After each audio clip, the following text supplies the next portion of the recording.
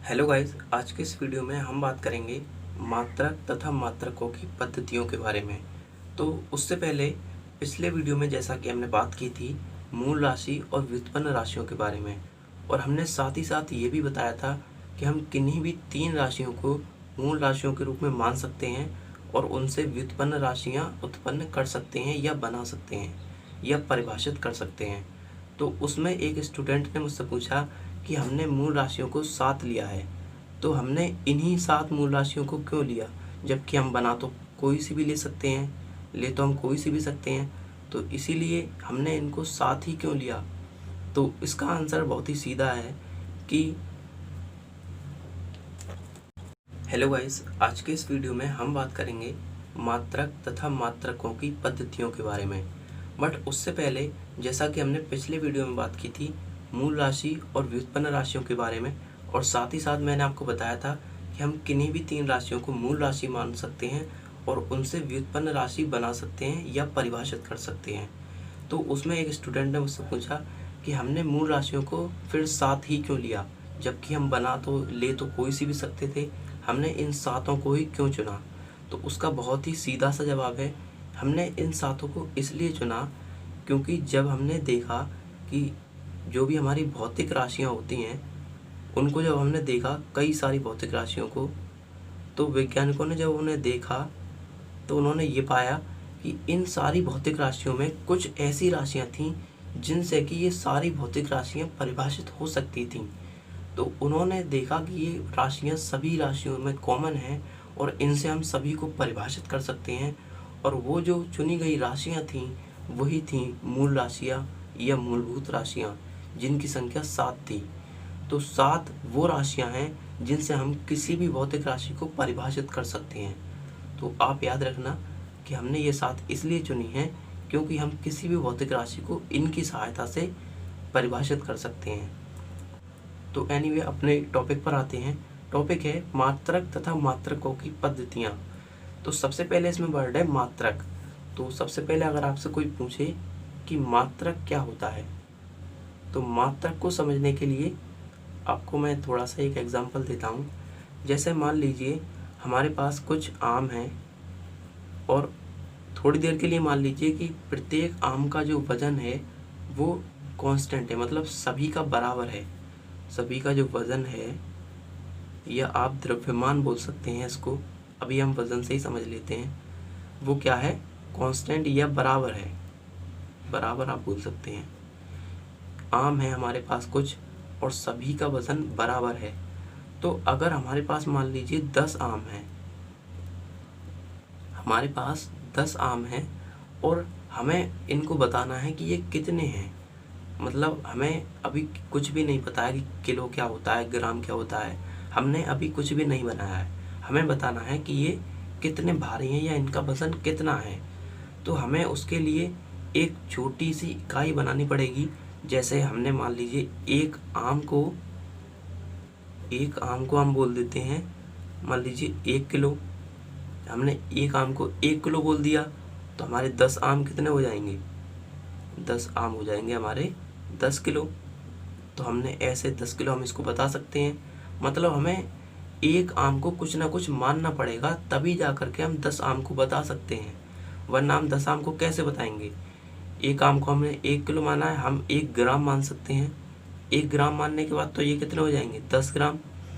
इसका मतलब हमें एक आम को कुछ ना कुछ मानना पड़ेगा, उसके बाद ही हम आगे के आम बता पाएंगे कि वो कितने हैं या कितना उनका द्रव्यमान है या कितना वज़न है। इसी तरीके से किसी भी भौतिक राशि को कोई भी हमारे पास मान लीजिए भौतिक राशि है, उसको लिखने के लिए या उसको व्यक्त करने के लिए हमें, जैसा कि मैंने आपको पहले बताया था, कि हमें एक आंकिक मान की ज़रूरत होती है और दूसरा उसके मात्रक की। तो मात्रक की ज़रूरत हमें इसलिए होती है, हम भौतिक राशि का, जैसे एग्जाम्पल के लिए भौतिक राशि द्रव्यमान ही ले लेते हैं। तो द्रव्यमान में हमने एक इकाई बनाई है 1 किलोग्राम। ये जो 1 किलोग्राम है इसी को हम बोलते हैं मात्रक। ये जो 1 किलोग्राम है इसी को हम बोलते हैं मात्रक। तो अगर हमें मान लीजिए कोई द्रव्यमान दिया जाता है, तो हम मान लीजिए इस बार हमें 50 आम दिए जाते हैं, तो हमें इनका द्रव्यमान बताना है। तो हम कैसे बता देंगे कि एक आम का द्रव्यमान कितना है, 1 kg हमने पहले ही माना है। तो 50 का कितना हो जाएगा, 50 का हो जाएगा 50 kg या 50 किलोग्राम। तो हमने 1 को माना, तभी हम आगे जा कर के बता पाए। अब हमने जो 1 को माना, ये तो हम पे डिपेंड करता था कि हम कितना माने। तो हमने एक कांस्टेंट वैल्यू मान ली कि 1 ग्राम या 1 किलोग्राम। तो इसी प्रकार हम भौतिक राशियों में एक नियत राशि या एक नियत मान या एक कांस्टेंट वैल्यू मान लेते हैं और उसी को हम मात्रक बोल देते हैं। जैसे अभी हमारे पास में लंबाई है, मान लीजिए ये कोई लंबाई है हमारे पास में, ये कोई रॉड मान सकते हैं आप इसको, और हमें इसकी लंबाई बतानी है। अभी हमें मीटर वगैरह के बारे में कुछ भी नहीं पता है। तो और मान लीजिए इस पे इस तरीके से बराबर बराबर के निशान लग रहे हैं। तो अगर हमें इसकी लंबाई बतानी है तो हम मान लेंगे कि इस लंबाई को मान लीजिए हम कह देंगे कि ये लंबाई 1 मीटर है। 1 मीटर है तो हम इसको कितना बता देंगे, 2 3 4 5, तो हम इस पूरी के बता देंगे 5 मीटर। तो आपको ये याद रखना है कि हम पहले एक नियत मान चुन लेते हैं खुद से। तो इसीलिए हमने भौतिक राशियों को मापने के लिए या उनके मापन के लिए हमने कुछ नियत मान चुन रखे हैं। उन नियत मानों को ही हम मात्रक कहते हैं। तो अगर आपसे कोई पूछे मात्रक क्या है, तो मात्रक है चुना गया, आप लिख सकते हैं चुना गया नियत मान। और ये हमने अपनी इच्छा से चुना है नियत मान। यहाँ पर आप लिख भी सकते हैं स्वेच्छा से। इसको हमने अपनी इच्छा से चुना है, अपनी इच्छा अनुसार कुछ भी हमने ले लिया है। जैसे यहाँ पर kg लिया है, लेकिन अभी मैं आपको बताऊंगा कि हम कैसे लेते हैं किसी भी मात्रक को। तो यहाँ पर इसको लिख लेते हैं मात्रक क्या होता है, कैसे होता है। तो हमने यहाँ पर लिखा है मात्रक या यूनिट्स किसे कहते हैं, भौतिक राशि के मापन के लिए। मापन के लिए का मतलब है मापने के लिए नियत किए गए मान को एक हम मान चुन लेते हैं, उसी को मात्रक कहते हैं। अब देखते हैं कि हम जैसे कोई भी मात्रक हमें चुनना है, फॉर एग्जांपल हमें द्रव्यमान का मात्रक चुनना है, तो हम उसे कैसे चुनेंगे, यह क्या क्या सावधानी हमें बरतनी चाहिए। ऐसा नहीं है मान लीजिए हमें 10 आमों का द्रव्यमान बताना है और हमने मात्रक ऐसा चुन लिया कि एक पृथ्वी का द्रव्यमान हमारा 1 किलोग्राम है। हमने मान लीजिए ये चुन लिया कि एक पृथ्वी के द्रव्यमान को हम 1 किलोग्राम बोलेंगे। तो अब 10 आमों का तो बहुत ही कम होगा, तो हमें बहुत कठिनाई हो जाएगी निकालने में। तो इसीलिए हम एक सरल मात्रक चुनते हैं। तो वो क्या क्या हम सावधानियां बरतते हैं उसको देखते हैं। तो मैंने यहाँ पर लिखा है किसी भी भौतिक राशि का मात्रक चयन करते समय, चयन मतलब चुनते समय निम्न बातों का ध्यान रखना चाहिए। हमें क्या क्या सावधानियां बरतनी चाहिए या क्या क्या बातों का ध्यान रखना चाहिए। तो सबसे पहला है चयन किए गए मात्रक का सर्वमान्य उचित आकार तथा परिमाण के हों। जो भी हमने मात्रक चुना है वो कैसा हो, सर्वमान्य मतलब सभी उसको मानते हों। ऐसा नहीं है आप मानते हैं और आपसे 100 किलोमीटर दूर शहर के लोग उसको मानते ही नहीं हैं। जैसे आपके पास मान लीजिए कोई घड़ी है, और उसको आपने 1 किलोग्राम कह दिया, तो यहाँ से अगर आप दूसरे देश में जाएंगे और मान लीजिए वहाँ पर ऐसी घड़ी नहीं मिली, तो वहाँ के लोग क्यों मानेंगे इसको 1 किलो, वो अपना बनाएंगे। इसीलिए मात्रक ऐसा चुनना चाहिए जो कि सभी लोग माने। और उचित मतलब एक नियत होना चाहिए, एक निश्चित होना चाहिए। आकार का मतलब ऐसा नहीं है कोई आप उल्टा सीधा आकार ले लें, जैसा कि मैंने बताया था कि एक पृथ्वी का आकार ले लिया आपने, उसको आपने 1 किलोग्राम बोल दिया। ऐसा नहीं है, एक निश्चित लेना चाहिए। अगर आपको पता हो कि अभी जो हम 1 किलोग्राम लेते हैं वो हमारा एक निश्चित मान है, तो हमें निश्चित मान और निश्चित आकार का लेना चाहिए। तथा परिमाण क्यों, परिमाण भी उसका निश्चित होना चाहिए। जैसा कि हमने यहाँ पर 1 kg लिया है तो हमने सही लिया है। ऐसा नहीं है हम एक पृथ्वी के द्रव्यमान को हम कह दें इतने kg है, तो मतलब निश्चित लेना चाहिए, कांस्टेंट लेना चाहिए, जिससे कि सरलता हो उसको समझने में और उसको लिखने में। अब दूसरा पॉइंट देखते हैं, चयनित मात्रक ताप दाब और समय के परिवर्तन से प्रभावित ना हो। इसका मतलब है जैसे आपने मान लीजिए कोई भी मात्रक चुना, जैसे आपने कोई भी मात्रक चुना ताप नापने के लिए, ताप या ऊष्मा की मात्रा इसको बोलते हैं, तो इसको मापने के लिए आपने कोई मात्रक चुना। अब ऐसा नहीं है कि वो अभी तो आपने चुना और मान लीजिए अभी गर्मियाँ चल रही हैं और आगे जाके सर्दियों में वो मात्रक खराब हो जाए या वो गलत राशियाँ या वो गलत मापन देने लगे राशियों का, तो ऐसा मात्रक आपको नहीं चुनना चाहिए। या दाब ज़्यादा हो जाए कहीं पर तो वहाँ पर अलग मान देने लगे, तो ऐसा मात्रक आपको नहीं चुनना है। और दूसरा हमने पॉइंट यहाँ पर लिखा है, चयनित मात्रक सरलता से परिभाषित किए जा सकें एवं प्रत्येक स्थान पर उनके प्रतिरूप सरलता से बनाए जा सकें। इसका मतलब है उसको हम सरलता से परिभाषित कर सकें। जैसे हमने यहाँ पर एक पृथ्वी को परिभाषित किया था, तो ये कोई सरलता नहीं है।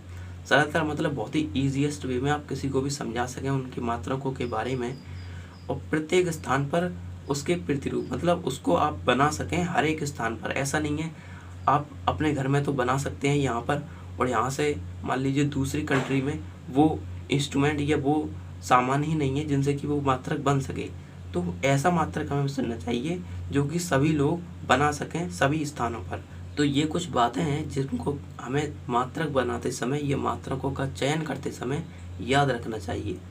अब देखते हैं जो हमने मात्रक पढ़े उसके कितने टाइप होते हैं या मात्रकों के प्रकार, जिसमें हम पढ़ते हैं व्युत्पन्न मात्रक और मूल मात्रक। अब हम देखते हैं मूल मात्रक तथा व्युत्पन्न मात्रक। मूल मात्रक किसे कहते हैं और व्युत्पन्न मात्रक किसे कहते हैं, तो इसमें मैंने यहाँ पर लिखा है, वे राशियाँ जो अन्य भौतिक राशियों पर निर्भर नहीं करती हैं, अर्थात ये पूर्णतः स्वतंत्र होती हैं। स्वतंत्र राशियाँ किसे कहते हैं, मूल राशियों को। तो आगे लिखा है, होती हैं ऐसी राशियाँ मूल राशियाँ कहलाती हैं तथा इनके मात्रक मूल मात्रक कहलाते हैं। मतलब कहने का मतलब ये है कि मूल राशियों के मात्रकों को ही हम मूल मात्रक कहते हैं और व्युत्पन्न राशियों के मात्रकों को व्युत्पन्न मात्रक कहते हैं। लेकिन थोड़ी सी अच्छी डेफिनेशन हो जाए इसीलिए हमने उनकी परिभाषा भी साथ में लिख दी है। इसके विपरीत जो राशियाँ स्वतंत्र नहीं होती अर्थात जो मूल राशियों पर निर्भर करती हैं, ऐसी राशियाँ व्युत्पन्न राशियाँ कहलाती हैं तथा इनके मात्रक व्युत्पन्न मात्रक कहलाते हैं। तो व्युत्पन्न मात्रक आपको समझ में आ गया होगा क्या होता है। वे मात्रक जो व्युत्पन्न राशियों के मात्रक होते हैं उनको व्युत्पन्न राशि मात्रक बोलते हैं, और जो मात्रक मूल राशियों के मात्रक होते हैं उनको हम मूल मात्रक बोलते हैं। तो बहुत ही ईजी है। अब देखते हैं मात्रकों की पद्धतियाँ या सिस्टम ऑफ यूनिट्स। बट उससे पहले मैंने यहाँ पर एक नोट पॉइंट लिखा है, आप लिख सकते हैं, व्युत्पन्न मात्रक मूल मात्राओं की सहायता से ही व्युत्पन्न किए जाते हैं या उत्पन्न किए जा सकते हैं या प्राप्त किए जा सकते हैं। जो मूल मात्रक होते हैं उन्हीं की सहायता से हम व्युत्पन्न मात्रक उत्पन्न करते हैं। कहने का मतलब ये है जैसे कि हम मूल राशि होती हैं, हमारी मूल राशि होती हैं, उनसे हम क्या बना लेते हैं, हम व्युत्पन्न राशि बना लेते हैं, व्युत्पन्न राशि उत्पन्न कर लेते हैं या परिभाषित कर लेते हैं या प्राप्त कर लेते हैं। इसी तरीके से मूल मात्रक जो होते हैं हमारे मूल मात्रक, उनसे हम व्युत्पन्न मात्रक प्राप्त कर सकते हैं या परिभाषित कर सकते हैं मूल मात्रक। तो आपको याद रखना है कि मूल राशियों से जैसे व्युत्पन्न राशि हम प्राप्त करते हैं उसी प्रकार मूल मात्रकों से व्युत्पन्न मात्रक उत्पन्न किए जाते हैं। अब देखते हैं हमारी मात्रकों की पद्धतियाँ या सिस्टम ऑफ यूनिट्स। तो यहाँ पर मैंने लिखा है मात्रकों की पद्धतियाँ किसे कहते हैं। यहाँ पर देखते हैं, हम थोड़ा सा जूम कर देता हूँ मैं। यहाँ पर है मात्रकों की पद्धतियाँ या सिस्टम ऑफ यूनिट्स। तो सबसे पहले तो यहाँ पर वर्ड आया है मात्रकों की पद्धतियाँ। तो यहाँ पर पद्धतियों का क्या मतलब है, पद्धति का या सिस्टम का मतलब है, यहाँ पर मतलब है कि हमारे जो मूल मात्रक हैं, मूल मात्रक और व्युत्पन्न मात्रक प्लस व्युत्पन्न मात्रक, इन दोनों मात्रकों को जब हम इकट्ठा करके लिख देते हैं या इनको कलेक्ट करके लिख देते हैं उसी को हम बोलते हैं पद्धति। या आप बोल सकते हैं कि मूल मात्रक और व्युत्पन्न मात्रक का समुच्चय। समुच्चय आपको पता होगा एक कलेक्शन होता है, कलेक्ट करके उसमें चीज़ें लिखी जाती हैं। तो मूल मात्रक और व्युत्पन्न मात्रक सभी को जब हम मिला करके लिख देते हैं तो उसको हम बोलते हैं पद्धति या सिस्टम ऑफ यूनिट्स। तो ये कई तरह की होती हैं, पहले कई चलती थी लेकिन अब तो एक चलती है, उसके बारे में भी हम बात करेंगे। एसआई यूनिट बोलते हैं उसको या एसआई पद्धति। बट उससे पहले हम देख लेते हैं कि पहले की जो हमारी थी वो कितने प्रकार की थी। तो सबसे पहले हम देखते हैं, पहली है हमारी सीजीएस पद्धति या मैट्रिक पद्धति या गॉसीय पद्धति। ये तीनों का ही मतलब एक ही है, सीजीएस आए, मैट्रिक आए या गॉसीय आए। तो आपको समझ जाना है कि ये सीजीएस पद्धति की ही बात हो रही है, ये नेम ज़्यादा चलता है सीजीएस पद्धति। अब यहाँ पर आप देख रहे होंगे सी का मतलब है सेंटीमीटर, जी का मतलब है ग्राम और एस का मतलब है सेकंड। मतलब इसमें जो लंबाई का मात्रक होता है वो होता है सेंटीमीटर, और द्रव्यमान का मात्रक होता है ग्राम और समय का मात्रक होता है सेकंड।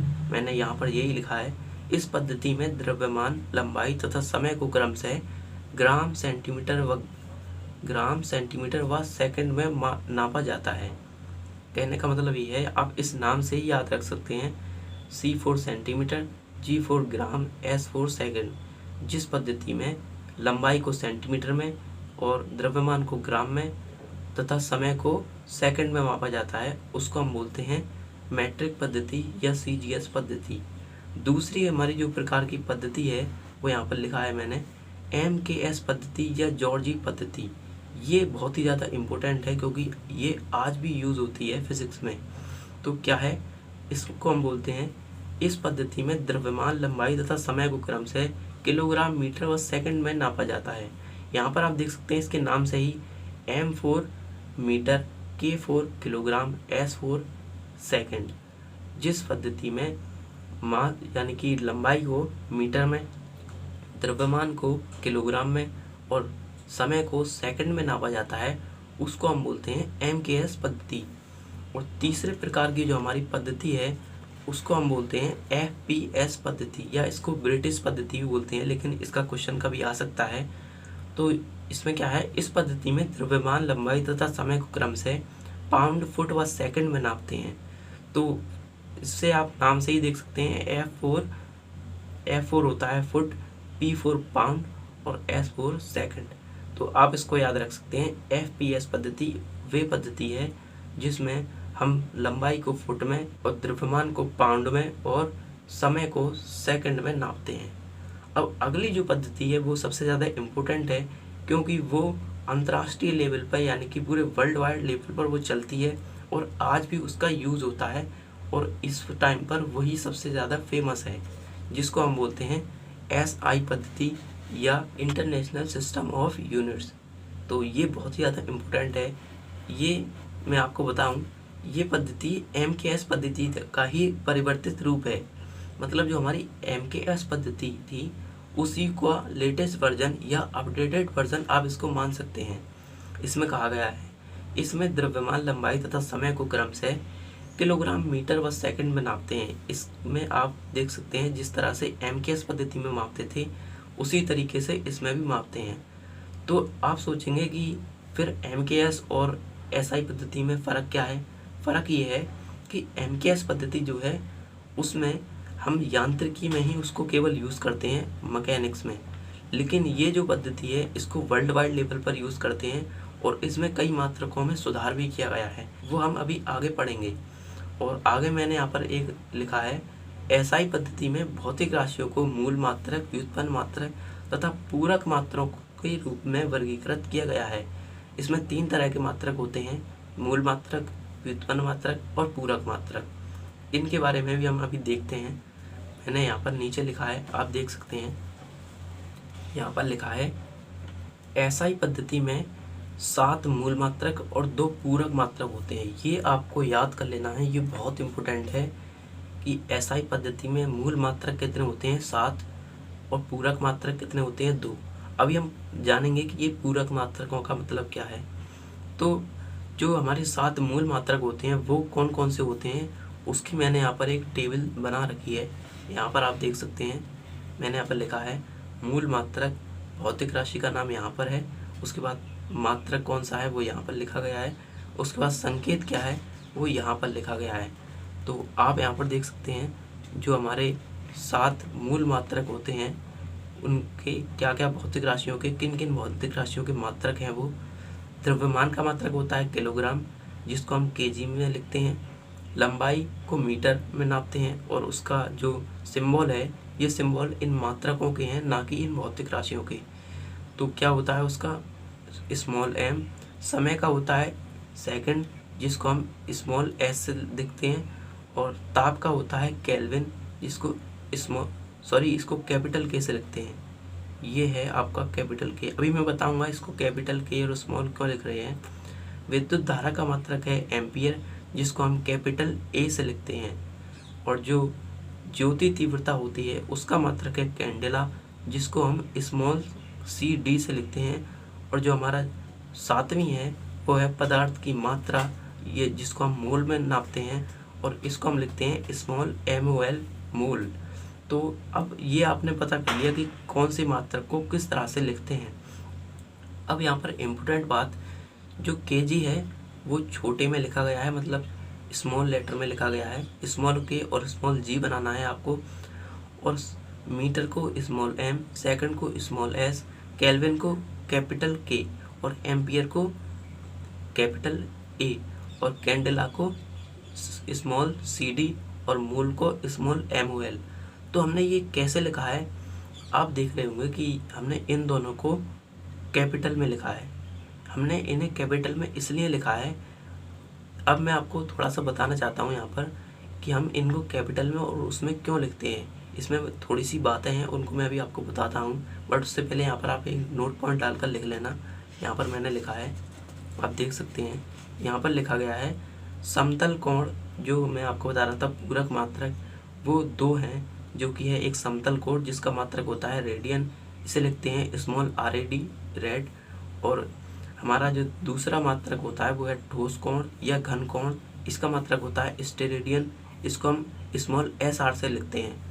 अब ये हमने अलग क्यों बनाए, इसका कारण ये है कि ये जो राशियाँ हैं, ये इन राशियों से ये बिल्कुल, जो हमारे 2 मात्रक हैं ये बिल्कुल अलग हैं। ये जो 2 मात्रक हैं ये बिल्कुल ही अलग मात्रक हैं। इनकी और इनकी कोई भी रिलेशन नहीं है, और इनका ना ही व्युत्पन्न राशियों से कोई रिलेशन है। तो इसलिए हमने इनको बिल्कुल अलग बनाया है, जिनको हम पूरक मात्रक बोलते हैं। समतल कोण का रेडियन, ठोस कोण का स्टेरेडियन। अब मैं आपको जो बता रहा था यहाँ पर कि हम स्मॉल और कैपिटल में कैसे लिखते हैं, वो आप देख लें, क्योंकि वो बहुत ही इम्पोर्टेंट है। उसमें ज़्यादातर हमसे गलतियाँ हो जाती हैं। तो अब देखते हैं किसी भी मात्रक को लिखने के क्या क्या हमारे पास नियम हैं। तो यहाँ पर मैं आपको बता रहा था कि कैसे हम किसी भी मात्रक को लिखते हैं।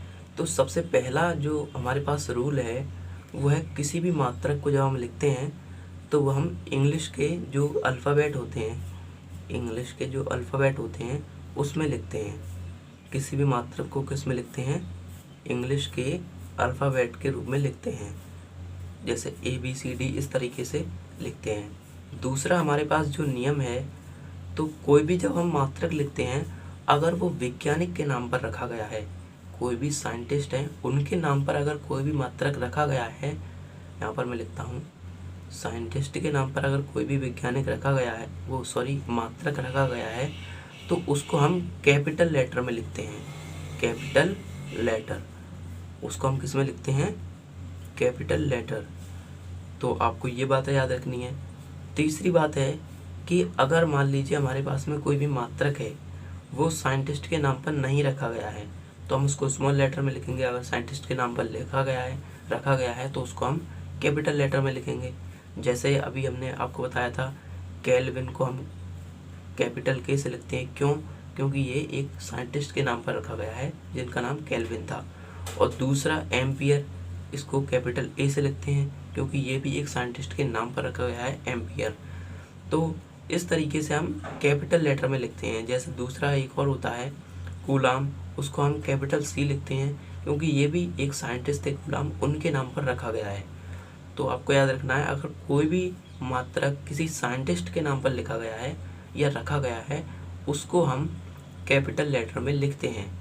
तीसरी बात क्या है कि मान लीजिए हमारे पास में कोई भी मात्रक है, उसको अगर हमें स्मॉल लेटर में लिखना है, किस में लिखना है, स्मॉल लेटर में, सॉरी अगर हमें पूरा लिखना है उस नाम को, जैसे हमारे पास में आपको पता होगा, हिंदी में ही लिख देता हूँ मैं, न्यूटन। न्यूटन किसका मात्रक है? न्यूटन है बल का मात्रक।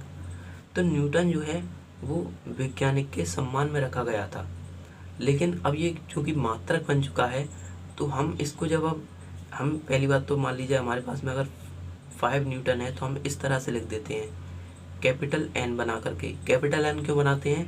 क्योंकि ये एक वैज्ञानिक के नाम पर रखा गया है।